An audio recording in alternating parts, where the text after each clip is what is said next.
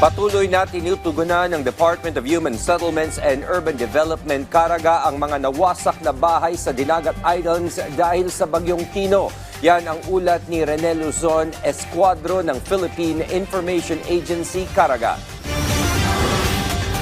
Ibinahagi ni OIC Regional Director Paris Raymond S. Gabalio ng Department of Human Settlements and Urban Development o DSUD Caraga ang patuloy na koordinasyon ng kanilang ahensya sa Dinagat Islands Provincial Disaster Risk Reduction and Management Council. Layunin nito ang agarang implementasyon ng Integrated Disaster Shelter Assistance Program o IDSAP para sa mga kababayan na nasiraan o nawalan ng tahanan matapos ang pananalasa ng Bagyong Tino sa probinsya noong Nobyembre 4. Ayon kay Direktor Gabalio, sa ilalim na IDSAP, makakatanggap ng 30,000 ang bawat pamilyang may totally damaged na bahay, habang 10,000 naman para sa mga partially damaged. The requirements really is just 2 valid IDs and then the disaster report of the LGU to ensure that there will be a validation as well. So there are a lot of forms to ensure that aligned with the guidelines of the program.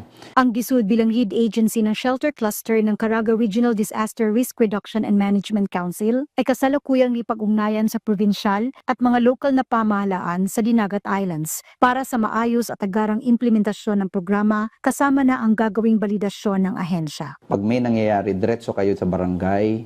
The barangay will go to the MSWD or LDRIMO of the LGU to include them in the list for the DSUD and the key shelter agencies to do the validation. Batay sa datos mula sa isinagawang Rapid Damage Assessment and Needs Analysis, may inisyal na 680 totally at partially damaged na kabahayan sa buong probinsya matapos ang pananalasa ng Bagyong Tino. Ang bahay ay hindi lamang isang estruktura.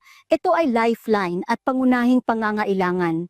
Kaya patuloy ang pakipag-ugnayan ng DSUD Caraga sa mga local government units sa probinsya ng Dinagat Islands para makapagbigay ng agarang shelter assistance sa mga kababayan natin na nisiraan ng mga tahanan at sila'y muling makabangon mula sa krisis.